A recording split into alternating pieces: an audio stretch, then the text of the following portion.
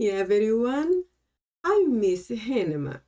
E today's video will bring part 1 on what I believe it is the biggest challenge we can face in our lives, which is confronting ourselves. Well, that is what we will call confrontation.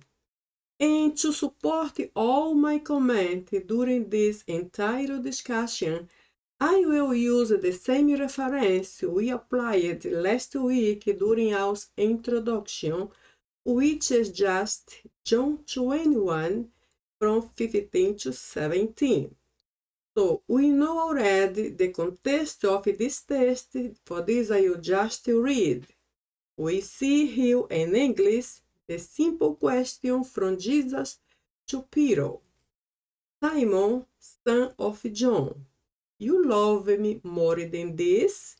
This is a very interesting question, right? We'll see what the Greek of the New Testament says in comparison with English. Σίμων Ιωάννου, ἀγαπᾷς με, πλέον τούτων? This is a very beautiful and deep question. We'll discuss from now and around everything will be comment. But as we saw in our introduction from last week, during this intimate and personal conversation, Peter had to look within himself and recognize what he had for Jesus, as well as recognize who even he was at that time. And then I compared that experience to those moments in our lives when we feel like almost naked or uncovered and unable to escape from ourselves, because wherever we go, there will be our personal conflict, only it is within us, like happened with Peter. And this is exactly what we'll be talking about in these next few minutes. And I hope you enjoy. So, before to go ahead, I just will want to show very quick how I will divide our next topics about this topic, confrontation. Part 1, which is today, we'll be talking about the interpretation of the text. I referring to John 21, 15 to 17.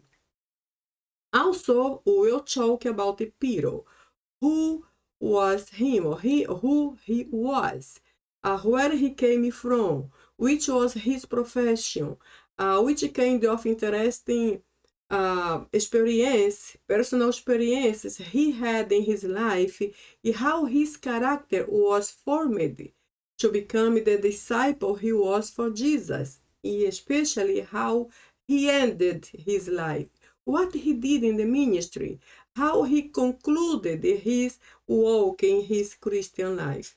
We'll talk about all this point today in our first part about confrontation based on John 21. The second part will be next week. We'll make the difference between sheep and lambs, which are the two main words relating to the same reference. And also, we'll make the difference between shepherd and to graze. These are different tasks and responsibilities God is even today asking to his leaders, his ministries, including the pastor. And also, because you'll be talking about shepherd and grace, it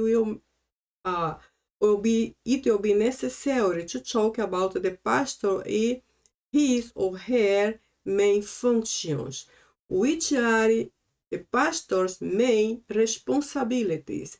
His call means what?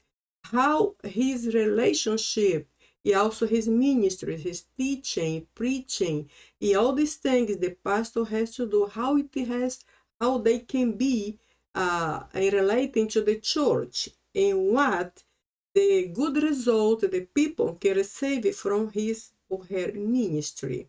And the last part, which will be part 3, we'll be talking about some interesting experiences, contextualize experiences between Peter in our time today.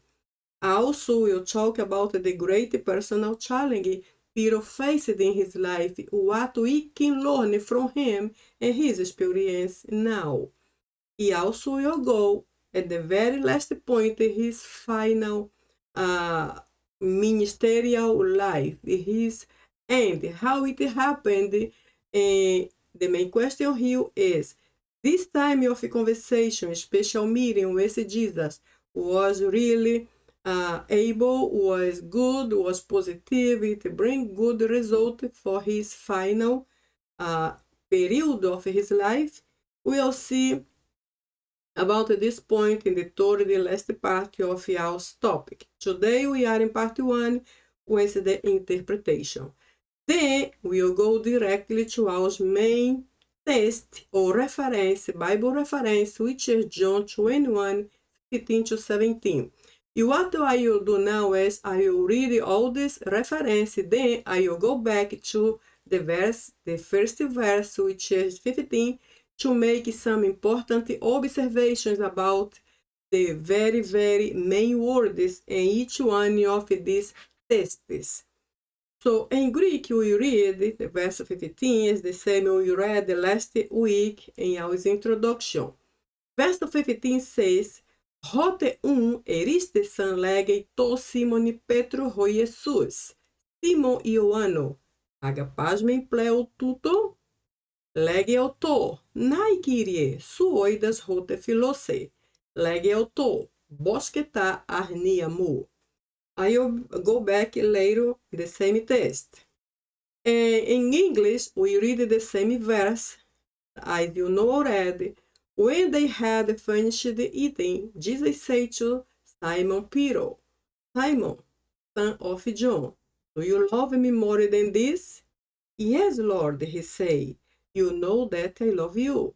Jesus said, feed my lambs. Verse 17 in Greek, 16 in Greek. Λέγεω το πάλιν deuteron. Σίμων Ιωάννου, ἀγαπᾷς με, λέγεω το, νάι Kyrie, σου οἶδας hote φιλόσαι, λέγεω το, ποιμανετά πρόβατα μου. In English, the same verse 16. He said to him a second time, Simon, son of John, do you love me? He said to him, Yes, Lord, you know that I love you. He said to him, Shepherd my sheep.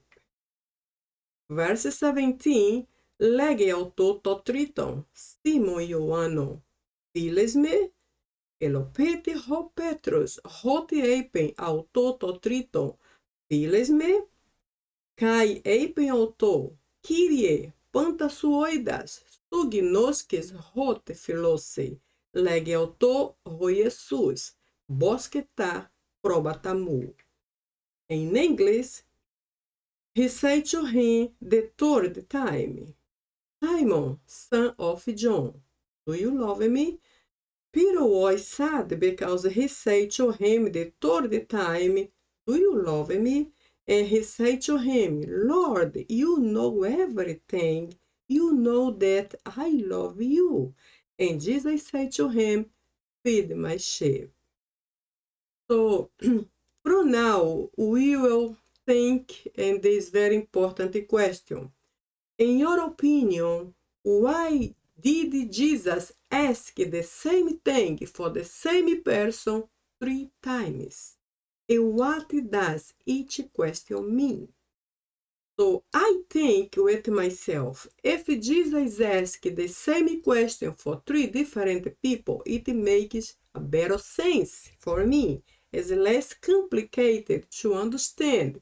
But when he asked the same thing 3 times for the same man, it does not make too much sense for me because the language, in this case English now, cannot help us to understand the difference between one and other question.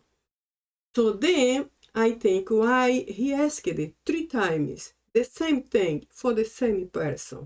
it was like, do you love me? Do you love me? Do you love me? For the same person, we cannot understand what else had if you don't have something additional to help us to understand and understand better. For this reason, I think in English as another language like Spanish, Portuguese, the other languages, if you depend this language only, we cannot identify the different terms or words that differentiate the word love, because in each one of Jesus' questions, he referred to the word love, but we cannot differentiate if we just depend of English, as is our case today. I mean, which word Jesus used to ask Peter, do you love me? And which word Peter answered Jesus with? For this reason, we check the original language of the New Testament, as you see here in these 3 verses in Greek, which is, by the way, the Greek koine, which is easier and faster to understand. So the question, come back to the question, why did Jesus ask the same thing for the same person 3 times, and what does each question mean? And I think it depends on the term referring to love that Jesus used each one of them, each one of his questions. In Greek, as you see here, we have some important words or terminologies. I am sure we have more than 4 important words, but for me, in my particular perception, I consider these 4 words as the most important in Greek relating to love. So the first one here, as we saw already in our introduction, is ἀγάπη. Ἀγάπη means perfect love, which just comes from God, because we know already only Him is perfect. For this, ἀγάπη is directly associated with Him, perfect love. The second is φιλíα, which is imperfect love, because it is the human love, as love of people, as the love of a person, as our love is completely imperfect, is good, but is imperfect. The third is estorge. It is the family love. It's the love developed between parents and children and vice versa. And also the last is eros, which is the sexual love, and this kind of love is not relating to this text of John 21, because it talks about another context, like married, all these things we know already, and it is not our topic today. But we will be working with these 2 first, ăγάπη and φιλíα. For this reason, I bring my very short list about terminologies relating to love. So come back now to this verse 15. What we see. The first thing we saw last week is the way as Jesus asked Peter or Simon if he loved him. And Jesus started here, Sίμων Ιωάννου, ἀγαπᾷς me, πλέον τούτων. So we see here when Jesus asked Sίμων Ιωάννου, Sίμon Ioannu is son of John, ἀγαπᾷς me, amas, loves me, or the opposite, right? But the thing here is the word ἀγαπᾷς referring to ἀγάπη, which is the perfect love. In all these words, Jesus was asking Peter, do you love me with a perfect love? And on top of this super question, Jesus added the word pleon, which is the word which brings intensity to the same question, because pleon means more, as you see here in English, more or much more. Jesus was asking Peter, do you love me with a perfect love, much more than this, these other people there. Pleon is more, much more. And sometimes pleon always appears as more deeply or abundantly, more completely. The thing is, pleon brings intensity. It sounds like a complete action around a specific topic. This word pleon in this sentence is very, very, very important. It brings a complete impact to the same question Jesus is asking to Peter. And then the last word, tούtων, is the pronoun relating to someone or some people who are close. For this, he asked the ἀγαπᾷς me πλέον τούτων. In English, we can translate, do you love me more than this? This here is a pronoun we use to refer to a group who is close. This, and then I imagine when Jesus was asking to Peter, ἀγαπᾷς me πλέον τούτων, do you love me more than this? He was looking maybe to the other disciples who were, I imagine, a little not too far, a little close of them. For this, he could apply the pronoun this.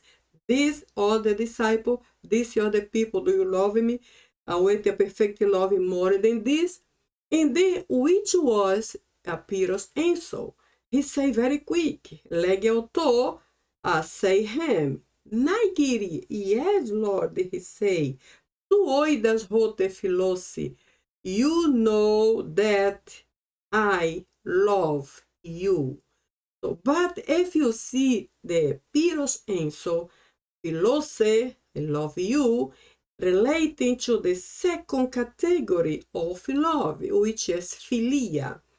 Filía is the infinitive, or the noun, and here is the verb when the omega here is the first of personal pronoun, which means I, right? As we see here in English. The thing is I, and the root love of phil comes from filía. I love you. Se, you. In this case, Jesus asked with the word which indicates perfect love, even much more than everybody else. And Peter just say, yes, I love you, but with the imperfect love. Anyway, after his answer, what Jesus say? He say here the second part, legeuto, now referring to Jesus. Say him, or say him, bosketa arniamu, feed my lambs. As you see here in English, feed my lambs. Right now you'll come back to this bosk also arnia. So you see the difference. Jesus asked in the first question using the perfect love, and Peter says, yes, I love you, but with the imperfect love. Is a huge difference between one and other. Then Jesus comes the second time. The text says, legeuto palin deuteron. Say him again the second time. As we see here, second time. Palin is again, deuteron second time. Sίμων Ιωάννου, Simon, a son of John. ἀγαπᾷς me. And then you see just the first part of the question. And by the way, this semicolon here you see, this punctuation, is in Greek a question mark. For this, I try to make the intonation of a question. Sίμων Ιωάννου, ἀγαπᾷς me, this is a question. So, ἀγαπᾷς me. The thing is, I don't know if you see the difference, but here in the second question, Jesus didn't ask anymore the word pleon and even tούtων. He cut, in other words, he cut the half of the question. He just asked Peter, do you love me? Just this. He didn't say, do you love me more than this? That he cut the half of the question. He just says, Sίμων Ιωάννου, ἀγαπᾷς me, and then question mark here. The question ended there. So in this case, Jesus cut off the intensity, the super demand of the semi-question. He just limited his question in one word. Do you love me? ἀγαπᾷς me? Question mark. So this change make for Peter easier, make the situation easier for him to answer Jesus, because now he didn't have anymore the weight, the impact of the word pleon. Pleon, remember, is much more than these other people, is deeper, more abundantly, more deeply, more completely, much more than these other people. Jesus cut all this part, just asked it. Do you love him with the perfect love? He continued in perfect love, as we see. ἀγαπᾷς comes from ἀγάπη, but not anymore πλέον τούτων. So the second question is just 50%.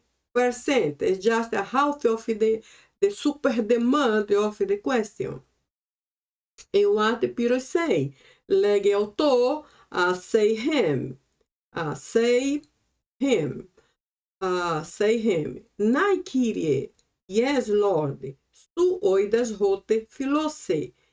You know that I love you.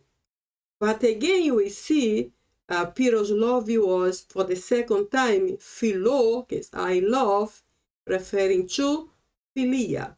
In other words, Jesus asked, do you love me with a perfect love? And Peter say, yes, God, I love you, but with an imperfect love. And Jesus continues say, λέγει autor, say him, referring now to Jesus, poimaineta probata mu. This is shepherd, or the word here, shepherd my sheep. The first is feed my lambs, now is shepherd my sheep. We'll talk right now about the difference. Now we'll just discuss the difference in questions and answers between Jesus and Peter. So the third time you say here, verse 17, legge autor to tríton, say him for the third time, as you see in English. He say him the third time, tríton, third time. Sίμων Ιωάννου, Simon, son of John. Villes me, and then question mark here again. Now here is the big difference I want you see in your Bible. When Jesus asked the third time, tríton, he asked for the third time. Simon in English, Simon, son of John, do you love me? This word love me here is completely changed.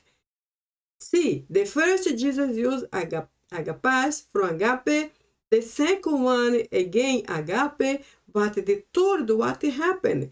Jesus asked Sίμων Ιωάννου, filles me comes from φιλíα, which is the imperfect love.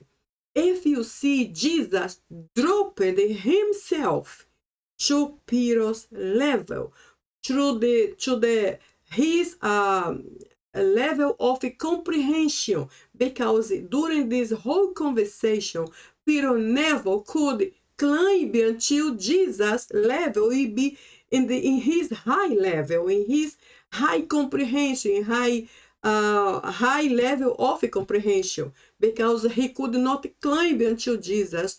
Jesus climbed down to him. He dropped himself to use his own language. And then he asked, filles me, really? In other words, Jesus was asking, Peter, do you love me really, even with this imperfect love? Because if you don't love him with the perfect heel, first question, you cannot continue.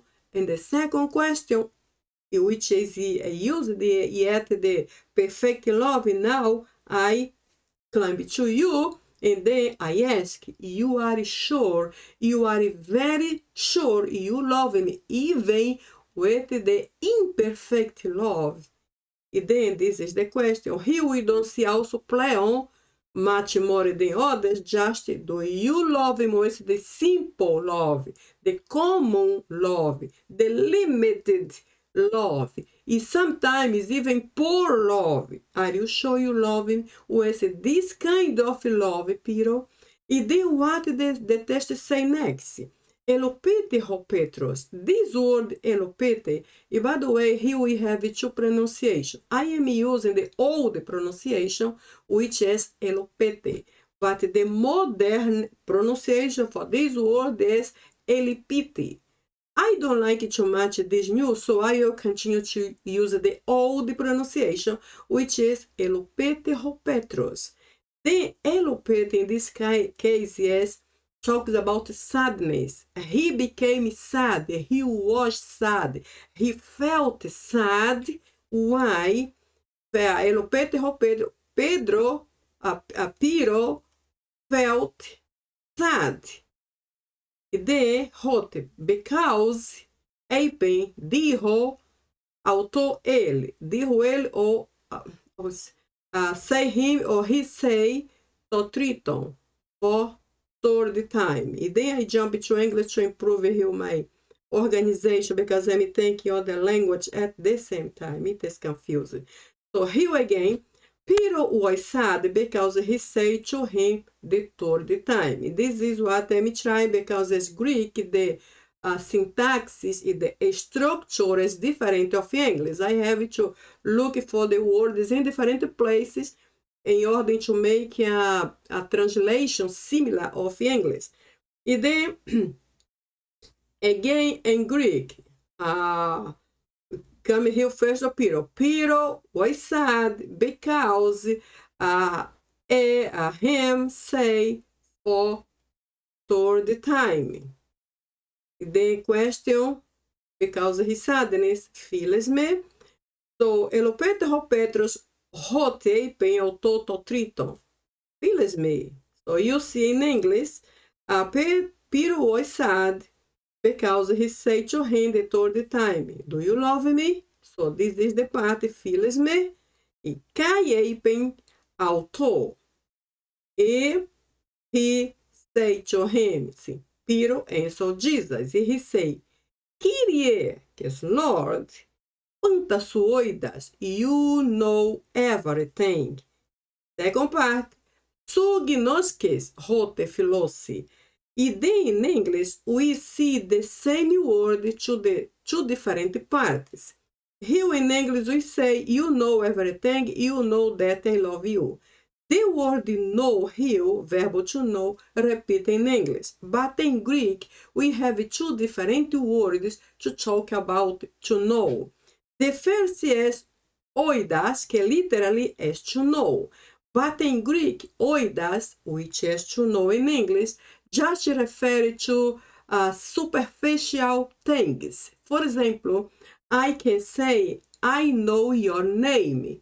I can use to know. I can use the verb oįdas because I'm talking about superficial things like I know your name.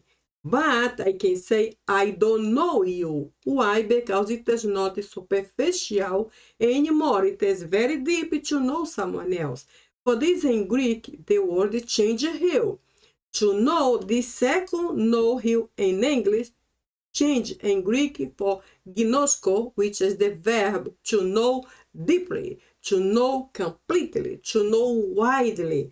This is the verb gnosko, and here is conjugated gnoskes because it refers to the second of singular, which in this case is Jesus. You know, so the second of singular.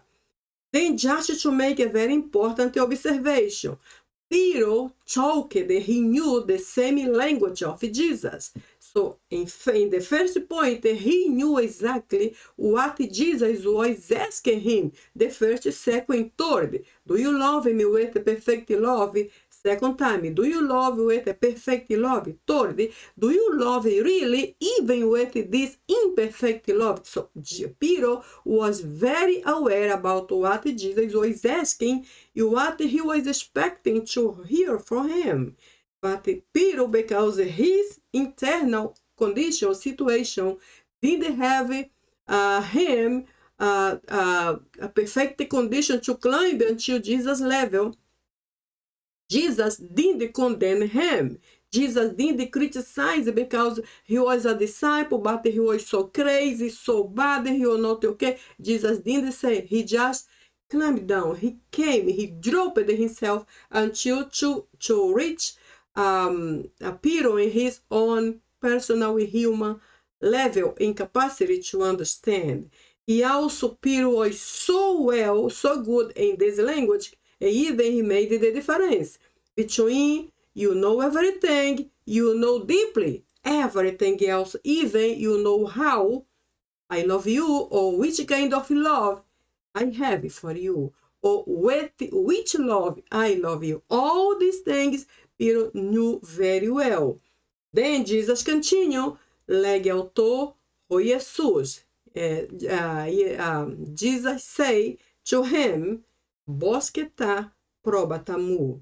Again, feed my sheep. So in this case, we see a very intense, a very demanded, and I say my words, super question from Jesus to Peter. First time, do you love me with perfect love more than this around? Second, do you love me with perfect love? And third, he made it very clear he was dropping himself completely just to be in Peter's level, in his own situation, because Jesus was very decided to reach him and develop with him a very deep and well and sweet and perfect relationship, because Jesus had a plan for this disciple. And then we'll see how the second part of Peter's life was after Jesus' death. So this is what you'll see from now about the questions. You'll come back next week with the other part. Before I go from this slide, from this part, we are still here in the first answer of Jesus. His first conclusion, feed my lambs. Feed here in this part. The first idea we can get is about the food. We will give food to feed the lambs. But in Greek, this word feed is much more than, or chalk is more than food or water or something to make the physical body strong. This feed is directly associated with rest, with to make the sheep to rest completely, and also to rest permanently. So the first thing we'll see is Jesus demanded to pastors, as we see here, shepherd relating to pastor, is the huge responsibility to give to his lambs, which are not the most mature from the church or the ministry. For example, give peace. Give peace to the point to make them, his lambs, to rest and rest permanently. Now, to get to the point to make the lambs rest, in permanent rest, get to the point to be free of stress, concerns, anxieties, all these heavy situations or heavy feelings. The peace, the pastor, the leaders need to give it to Jesus' lambs, have to be the true peace. I mean, the peace of God. Why I say this? Because in this present time, so many churches and denominations are inventing kind of false and very strange doctrines or dogmas or ideas based in their denominations or their religions or things like this, basically lying to the people. He offered a kind of a spiritual food which cannot make them rest in their spirit or in their soul. He take them out of from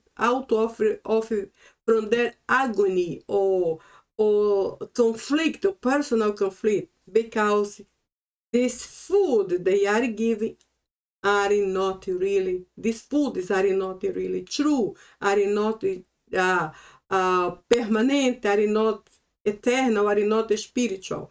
So in this case, Jesus asks us to feed his people with something which will endure forever.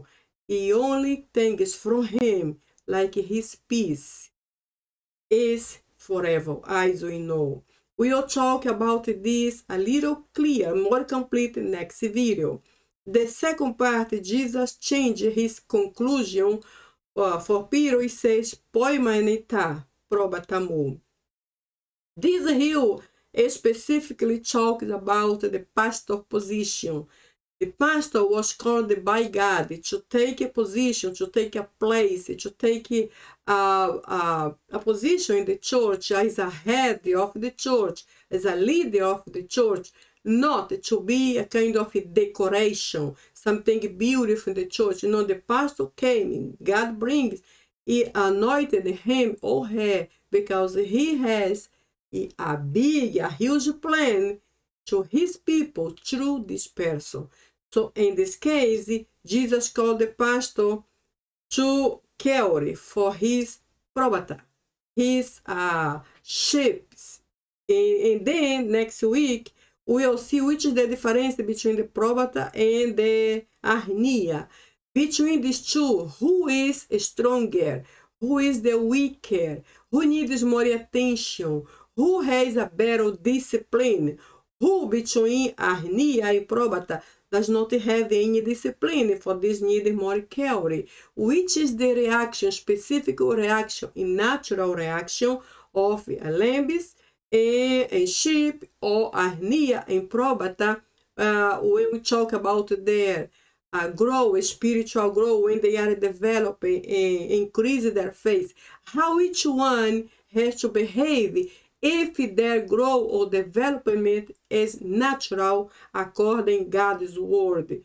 Which difference can you see between each one of them, probata and arnia, and how to help them to continue normal to the point that one day they become also a leader in God's ministry. Which is the difference? And also at the end, in the third, also God called him, the pastor, to bosk, to give rest, to give permanent peace, also to the probata. So the first, Jesus say, feed my lambs. The second, he said, poimani, my probatas, or the sheep. And at the end, again, the probata come here. The first time, poimani them, and the second, bosk them. Which is the difference between one and other order or command or request from Jesus to Peter as a future apostle. So we'll see all these details next video, because if I say all here, it will be so long, also I will not have too much to say in the next video. So we'll stop here this part of interpretation of the text. You'll go to next part, which is Peter's life. What we know about Peter? What we can learn from his life. So we'll see here very quick. One thing we know is he is one of the 12 disciples of Jesus. So it's already a blessing. Second thing is we know Jesus came, or Peter was born in Bethsaida, right, in Galilee. And by the way, Bethsaida was a fishing town. I imagine everybody now knew very well how to fish and how to work with fishes. And also, beside this, Peter was a professional fisherman. We know this from the Bible. Peter and John were fishermen, these two together, and from there, Jesus called them to be part of his ministry. Now we'll see he was literally a professional fisherman.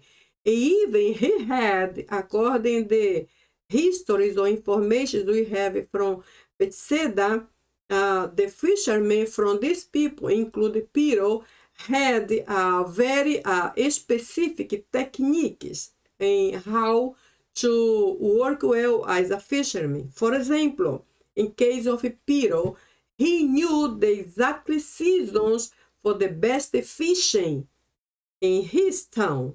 He knew because of the experience, because of the practice, year by year.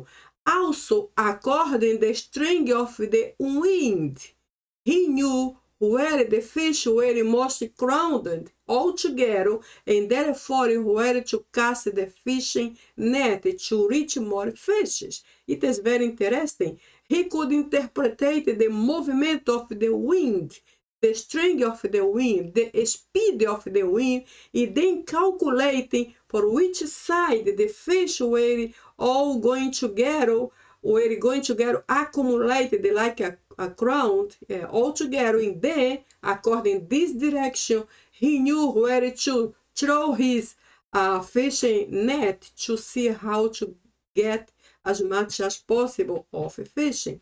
It is really very interesting. Probably he never studied much. Maybe he never had a kind of academic degree, for example. But I also believe Peter was not illiterate. He was not a kind of ignorant, because he wrote the two letters of Peter, which are almost in the end of the New Testament. I mean, First Peter and Second Peter. He wrote these two very important letters for us. So Peter died in Rome 36 years after the death of Christ. 36 years. He was a lot of time, long years after Jesus departed, after he come back to the heaven. And then it happened his death happened in the same period when the Emperor Nero ruled Rome. And it happened between 54 and 68 AD, as we know by the history, right? We know this man Nero, he put a fire in Rome, and then he accused the Christian people. He said they were the guilty people who destroyed Rome, and then because of this, the Christian ran away forever away. So many of them died, the others escaped. And then I think at this point, the verse from, I think, Acts 1:8 was completely complete, like prophesied, because the Bible says, after receiving power, you will preach my word in Jerusalem, in Judea, in Samaria, and even to the end of the earth. Why or how it happened? Because the people were running away from Nero because his persecution, killing the Christians forever, because of his hate against or for the Christians. So in this case, in this period of time, Peter died all these years after Jesus. Now we see his original name was Simon, and his additional name was Peter. And Peter literally comes from Latin, which is Petra, in English, a stone or rock. It give us the idea that Jesus saw Peter at that time as a solid or strong as a rock. It is a very important, very valuable definition from Jesus to Peter. Now one thing we'll see is, I believe, his new name, Peter, also defined his identity and also his ministry. It is, for me, it is a very true definition. It defined his identity. Now he was a sinner before, and now at the time, from this time, he met Jesus. He became a man who was saving others for him. He became now a man of God. He had now a new identity, and also a new calling, a new ministry. So in this case, we'll see his name has a lot of meaning to his life. He has a very important interpretation relating to his life. We see also his name, Simon. Also, from his name Simon came this name Simeon, the second name of the name of the second son of the patriarch Jacob in the Old Testament. And therefore, the Simon is found also in the Old Testament as Simeon. This is the translation I am seeing now from Greek, Simon, to Hebrew, Simeon. So this change or this additional name was given to Simon when he declared that Jesus was the Son of God in Matthew 16, from 16 to 19. This verse is very interesting because it was like a mark. It was it highlighted Peter's life in front of Jesus' eyes. And this reference says this. I have here very close. It says, verse 16, Simon Peter answered him, "You are the Christ, the Son of God." Verse 17, Jesus said to him, "Blessed you are, Simon, son of John, because it was not flesh or blood that revealed this to you, but my Father who is in heaven." Verse 18, "For I also tell you that from now you are Peter, and on this rock I will build my church, and the gates of the Hades or the hell will not prevail against it." Verse 19, "I will give you the key of the kingdom of heaven. Therefore, however you bind on earth will be bound in heaven, and however you loose on earth will be loosed in heaven." This is this powerful and beautiful reference. Mark the change of his name. Simon appears about 156 times in the New Testament. When I say this number, more than 150, I'm not just referring to Simon Peter, not just referring for this disciple, but in the Bible, in the New Testament, we have a lot of other Simons. So all of them together, all kinds of Simons are included here in 156 times just in the New Testament. And 44 times in the Old Testament, as we saw here, I wrote Simeon, but the word is Simeon, right? In the Old Testament, translated to Hebrew. So now my question about all this thing, in particular, I have to see this discussion, this very interesting discussion between Jesus and Peter. Do you love me with perfect love? Yes, God, but Jesus, but with a very imperfect love. After this, my question is, why Peter? Why Jesus put his eyes on him so deep, so strongly? Why? Was there any specific reason why he was called, Peter was called to this special meeting with Jesus? Was there any specific reason? What do you think? And then this next slide will show us a little of the reasons, some of the reasons why Jesus called Peter apart and say we need to talk, we need to have a conversation because something is happening. Yeah, I want to let you to know also, I want to help you to fix them. So in this part, Jesus was trying to help him to improve, I will say this word, improve his character and reactions. We also hear some qualities and expressions of Peter's. For example, he was unstable and unbelieving. Matthew 14 from verse 28. We see a huge experience, Peter experienced with Jesus. What happened there? Jesus was walking the sea, and Peter and some disciples were in the boat. The distance was not too close, but was distant. And then when Peter saw, he understood the one in the water was Jesus. He said immediately, I want to go there, let me go. And Jesus, yes, come. And he was started to walk on the water.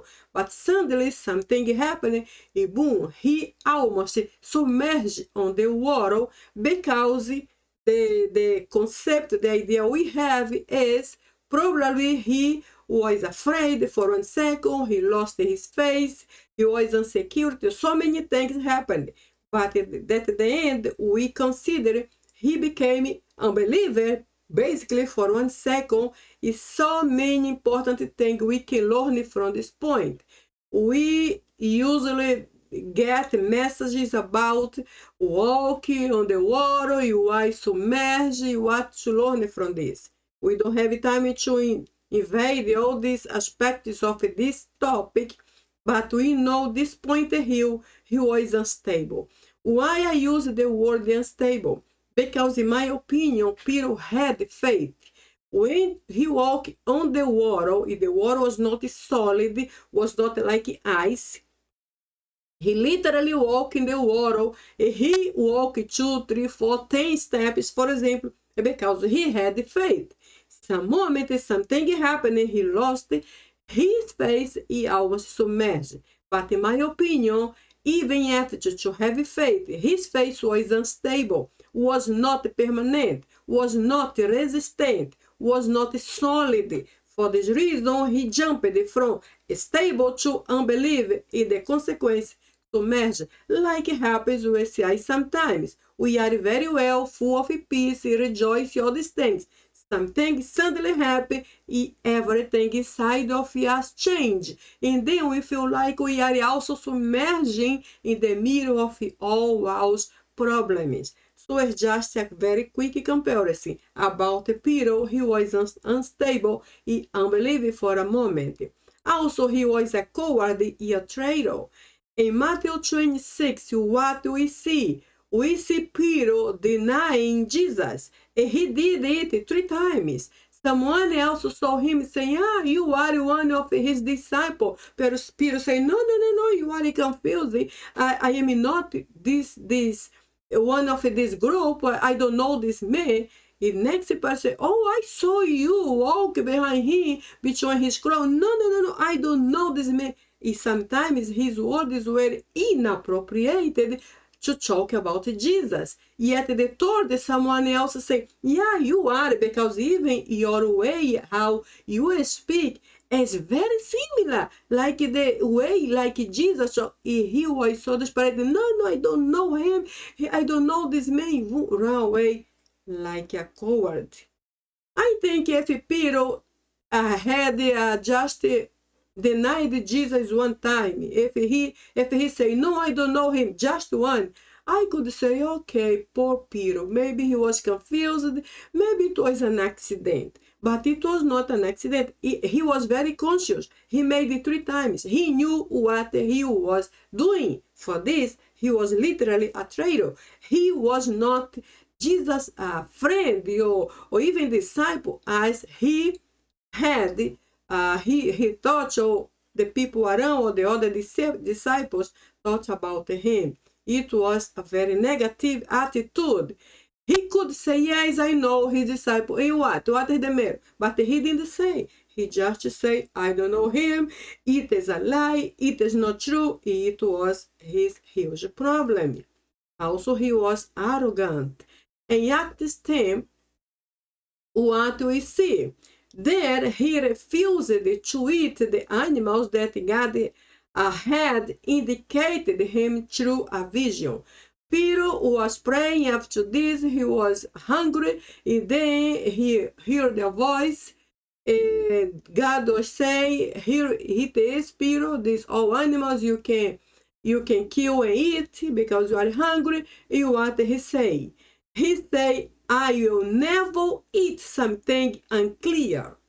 And God answered him in the same moment. He say, do not call what I do unclear. And then the vision went back to the heaven, and everything disappeared. At this point, Peter manifested or showed himself arrogant, because it was like he knew more than God knew about this topic. Also, he was called stumbling stone in Matthew 16. So what happened there? Jesus was almost in the time for the crucifixion, right? And then one moment before Peter comes to him, he tried to convince him to not go to the cross. In other words, Jesus, take care of yourself. Oh no, you don't deserve this. Don't do this. He tried to convince. I don't think Jesus was there standing, listen, all these things from Peter, because some moment, I'm very sure in the beginning of this intention to convince Jesus, Jesus came back to him and say, fall back, Satan, go away, Satan. And the thing for me is, Jesus looked at Peter's face. He said, go away or go back or disappear, Satan. Because apparently it was not Peter there talking to convince Jesus to not make the plan which God had to save us, which was to die on the cross. So just Satan wanted for all his life change the plan of our salvation. And it was a very hard word to Peter. He was really terrible in some moments. It was really the maximum of the situation. And Jesus said basically, go away, Satan. Look to Peter. He didn't look to Satan. He was seeing Peter in front of him. It was for me a very clear idea or experience that shows us how much we can use it by something else to frustrate God's plans in our life. And it was negative. Also, he was intolerant and impatient. In John 18:10, what he did, the Bible says he cut off the soldier's ear. The soldier came to take Jesus. He jumped in the soldier. Yeah, I'm sure probably he wanted to cut his head off, but probably the soldier jumped away. He just took his ear. What happened? Jesus said, no, Jesus didn't approve his attitude. What are you doing? Stop there. And then Jesus took his soldier ear, put it back there. It was perfect again. In this point, the soldier did not have to make any plastic surgery, right? Because he was already ready for the beautiful, powerful miracle from Jesus. Also, he was impulsive and also sanguine. How? Initially, Jesus was trying to teach them a lesson, washing their feet. And then when it came to Peter's turn to wash his feet, he put his feet under, probably like this. He said, no, Jesus, don't do this. I'm not worthy you wash my feet. All these things he said. And then Jesus said to him, if you don't let me wash your feet, Peter, you have no part with me. And then for 1 second, Peter thought with himself, oh no, then it's okay, Jesus, wash my feet, wash my complete feet, my head, my arms, wash me everything completely. So very impulsive, very impulsive, right? Very sanguine. He thought without think. He said things, he did things without measuring the consequence. So all these negative qualities of Peter shows us two important things. The first is, generally, we externalize what we really are inside yet.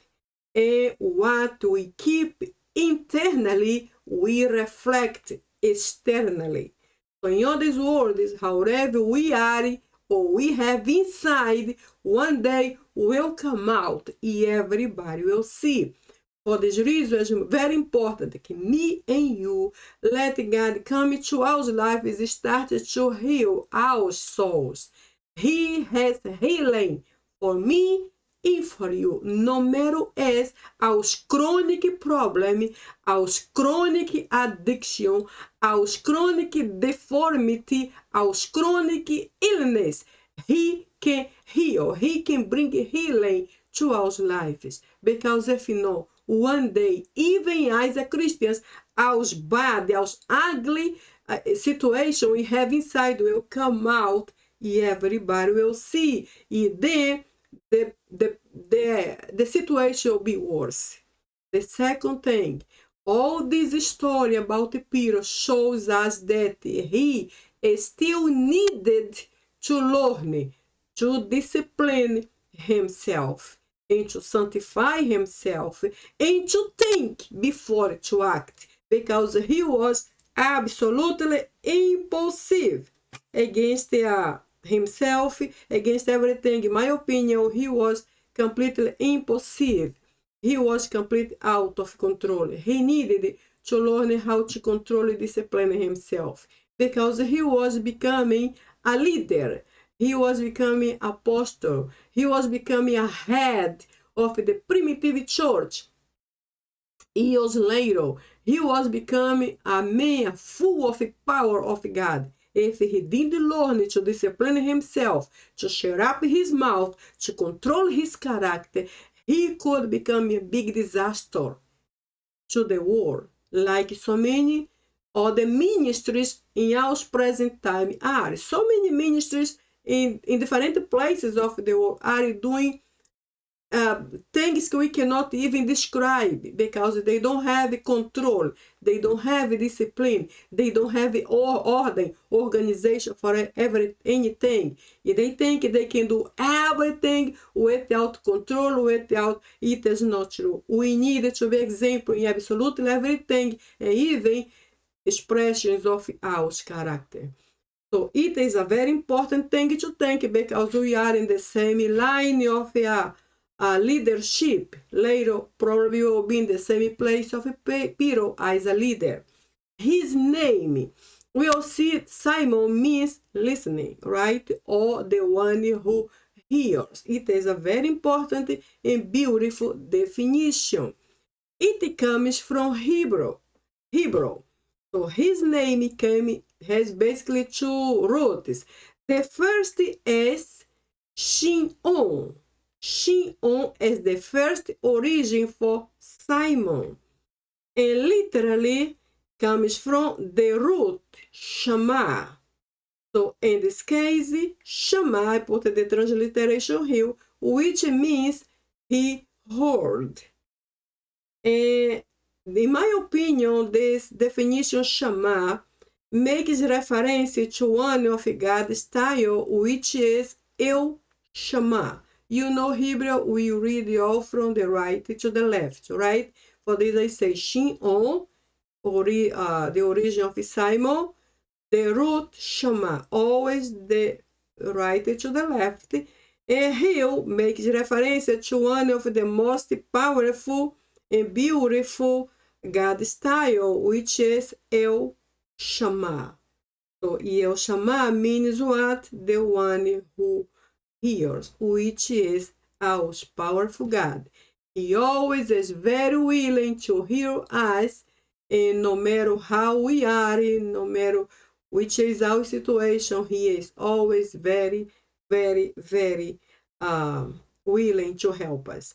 And remember, this name Simon is part also of the Old Testament, right? In one side is Simon, but in Hebrew is Simeon, which is also relating to the patriarch Jacob and his second son, which was this name translated to Hebrew, Simeon.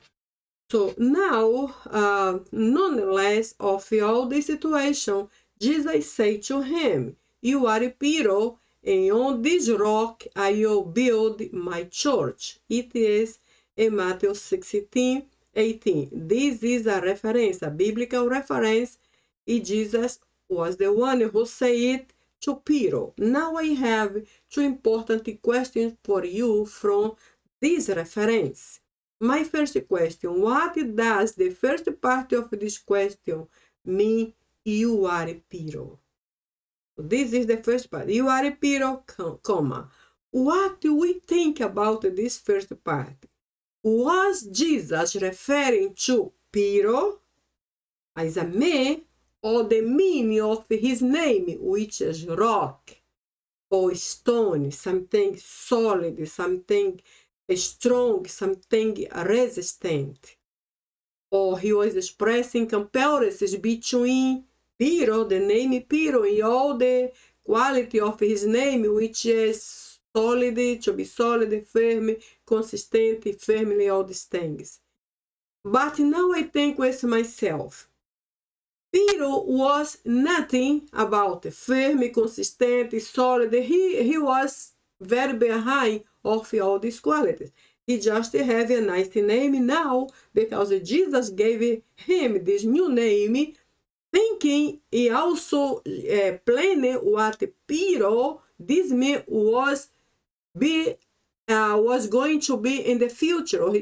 It's like a plan. Jesus made a plan, and the first step was call him and give him a new identity, which was his name, Peter, which means stone, something solid, resistant, something which endure all this kind of impact. It was the idea of Peter, because Jesus was already seeing or looking the future of him, not because he was these things, these qualities now, because he was not. He was not at all.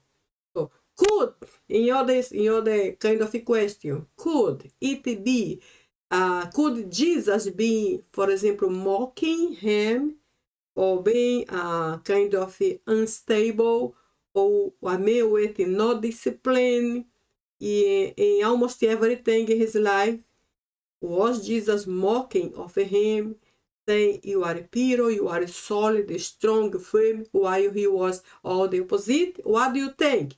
I think no. I think Jesus was not mocking, because he never did it with no one, he never will do that time or with us today. Never. Jesus is not like us. He is a perfect father, is a perfect friend, is a perfect savior. He never will do something this way to offend us, because he knows already how we are. We need help, something to make us even more broke, right? I also believe Jesus was declaring, when he say you are Peter, because Peter brings the idea of something solid, resistance, strong. Jesus was already declaring his vision to him, to this man called Peter, and for his life. Brother and sister, from this point, I believe our declaration has a lot of power over our lives. So let's declare the positive over ourselves. Like Jesus was doing, he was declaring, you are rock, you are solid, you are stronger than you can imagine. It is the name Peter. And Jesus was already declaring a very positive word over his life. He also, I remember right now in Romans 8:37, the Bible says, in Jesus, in him, in God, we are more than conquerors. We are already, it is present tense. We are already more than conquerors. And this is the only vision I believe God has about you and about me, as the vision of victory. Although we have more flaws than victories, for example, or he already sees our victory, no matter if you have more defects than qualities, good qualities, more problems than positive things, no matter how we are, he already sees your victory. He already sees my victory. And all things include our bad character, like Peter, for example, because he sees us through Jesus Christ, and through him we are accepted always. Through Jesus, we never are rejected. We always are accepted. Then, after this first part, my next question is, what does the second part of the question mean? The second part is here, right? And on this rock, I will build my church. And on this rock, I will build my church. We are yet in this reference. What the second part of this question mean? And on this rock, I will build my church. What it means? I believe Jesus was referring not exactly to Peter. This is my personal opinion. I really think Jesus was referring to himself. He was not referring to Peter as a solid rock, because Peter was not really, he was just a man. Then I ask you your opinion before I say mine. He was referring to Peter as a rock or referring to himself? And then my idea is, while Jesus was saying this, and on this rock, he pointed to himself. He said, you are Peter, but in this rock, I will build my church, as this second part of the reference says. I will build the church in myself, because I am the only who is really strong. He will be forever. Since Jesus is the cornerstone, right? We know this. He is our cornerstone. He is our Savior. He is the foundation of the whole universe. The literal cornerstone is the one firm, is strong enough to be our foundation and the foundation of his church. For this verse was not talking about Peter. Peter was Peter, I mean, but after this comma, on this rock. And this rock here has to be a capital letter to start the word. Capital R, rock, because referring to Jesus. In this rock, I will build my church, because he is the cornerstone forever. He is the only Savior, the only able to be the foundation of the whole universe forever. He is strong enough to build his church and make it be strong forever. Apple complete his life, his career. Peter was a man full of the power of God. It is a very important thing to see, because even now, we just saw all his negative side. Peter has a very difficult character in so many ways, but now, after he crossed all this experience, he really submitted all his old man to Jesus' life. He changed. At the end, he was this man full of the power of God. For example, in Act 3, what happened there? The text says him and John were going into the temple. In the very door was a man who was a kind of a handicap, right? This man, he never walked in all his entire life. Someone put him in the door of the temple, imagine day by day, to ask money, like a homeless. And then one day, Peter and John already coming to the temple, and then the man probably stood his hand, asked something, and Peter and John stopped in front of him. And Peter was now the powerful man. He came in front. He said, we talk about him and John. We do not have gold or plate or money or however you want. We do not have it, but what we have, refer again plural, him and John, this we can give you. And then jumped to the singular. He said, in the name of Jesus, I command you, stand up now, you walk. And immediately the man jumped and started to walk inside of the temple. The text says even everybody inside were very surprised how this man were so many years there, and now he is walking very normal. It is a very powerful and super miracle.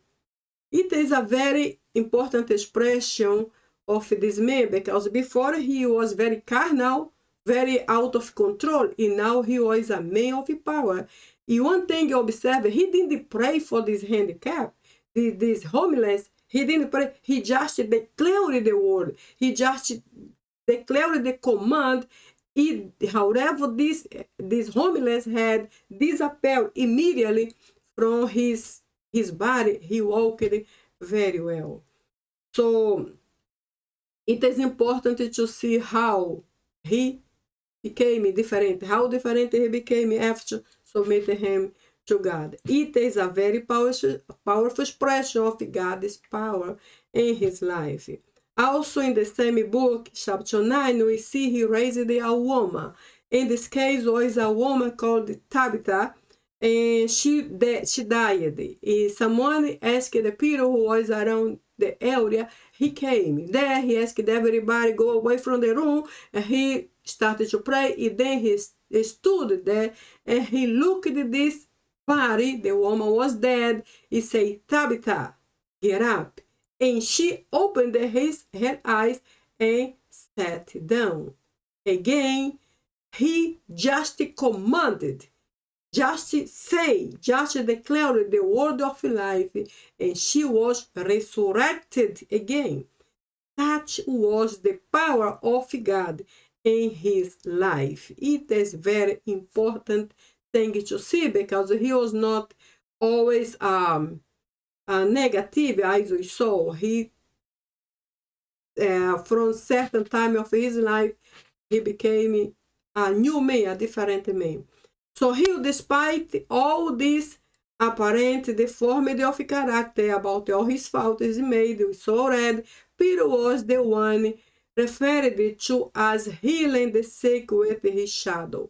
Well, I mention this not because I think his shadow really fixed the people health or bring healing to him. I don't see the text, the reference of Acts 5 say this.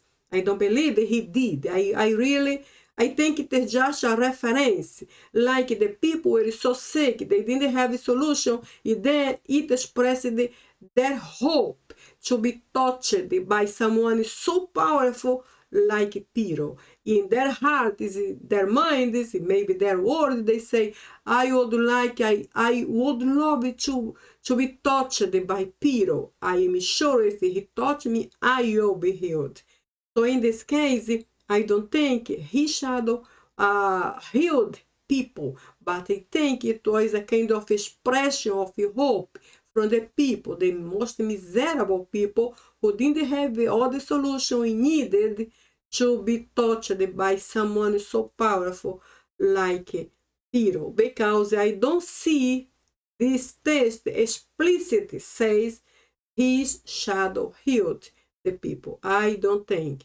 I just think it reveals the hope that the sick people in their families even had, that some miracle would happen in their favor, in their behalf, to improve their health. In the end, he was the leader of the primitive early Christian church. We know this, right? So, exactly, he was the leader of the primitive church because he was prominent at the time. He was famous because of so much power of God in his life. What a blessing. This is my opinion. It was a really powerful, impactant blessing.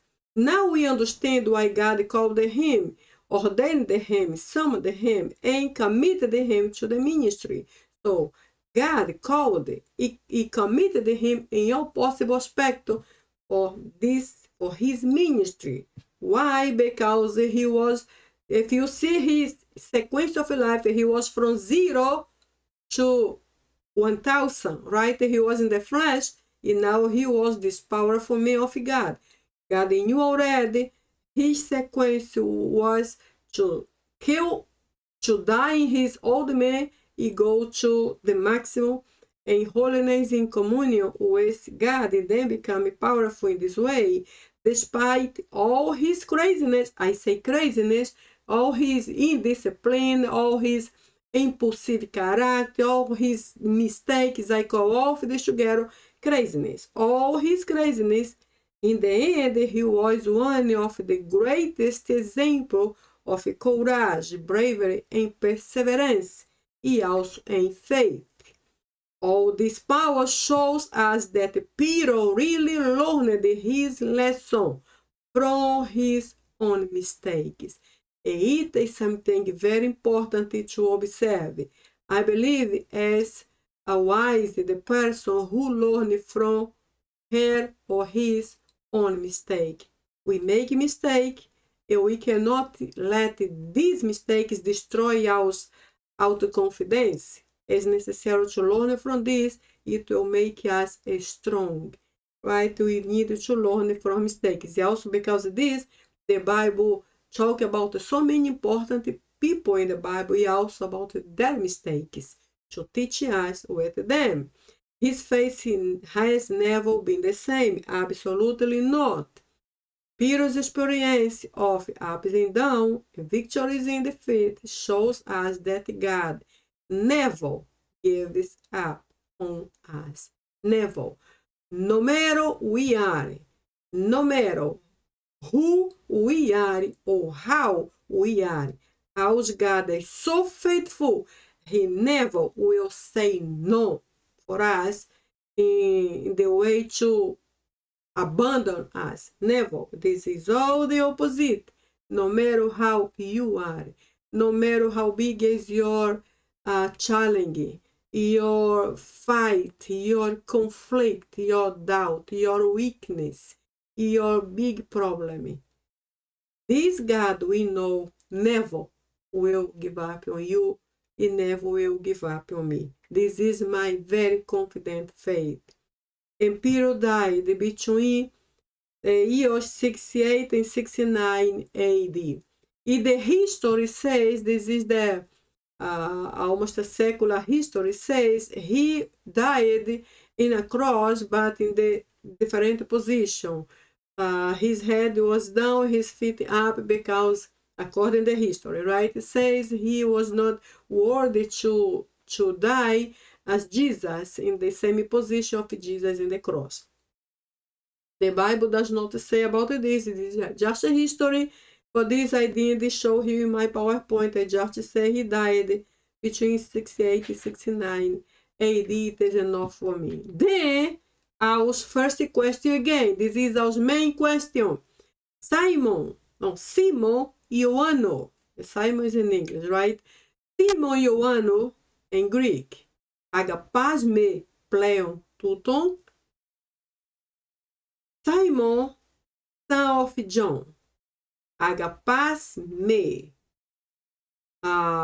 You love me with a perfect love. Plέον, more than. Much more than.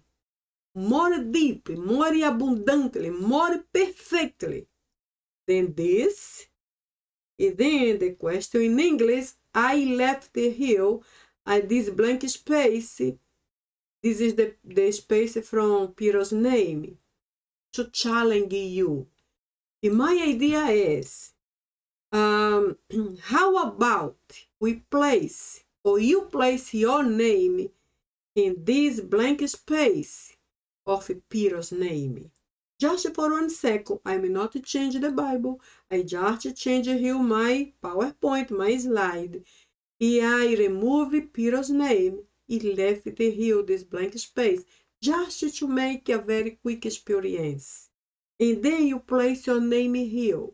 For example, which name you have? For example, James. Or which other name? Mary. Or other name. Or I will put my name. Carmen. You love me more than this? If Jesus asked me this, maybe I will think very, very, very seriously about my condition, what I have inside.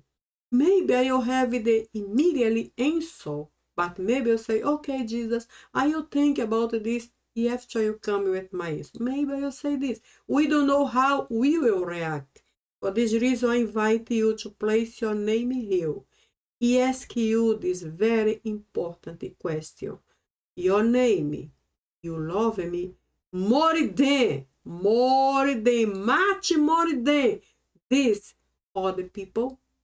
What would be your answer if Jesus asked you this question, brother and sister?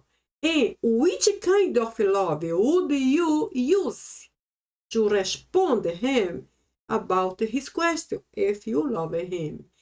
After doing all this little practice and exercise, after doing this, how do you see yourself in this context of conversation, very intimate and personal conversation with Jesus? How you think you will feel if you imagine you in the middle of this, John 21, between 15 and 17, as not Peter, but as you. Come here, James, come here, Mary, come here, come. We need to have a nice conversation. What will feel if we are the individual, the person here in this context like Peter was? Think about this. And while you wait for the second part of this video, I would like you to study this text from John 21, 15 to 17 a little more, as much as you can, as much as possible. Because one thing is very important. The more we study the Word of God, the more we know the God of the Word. Do you know this? Much more we know His Word, at the same level we will know Him. And consequently, or as a result, we will know ourselves even more. After to know His Word and know Him through His Word, we will know us more than we know today. And then maybe it will help us not to be confused like Peter and all his personal questions. I give you this kind of homework until the next video, okay? So I am so excited to come back with you with the second part of the video. God bless you. Thank you for being with me even now. See you next video. Bye bye.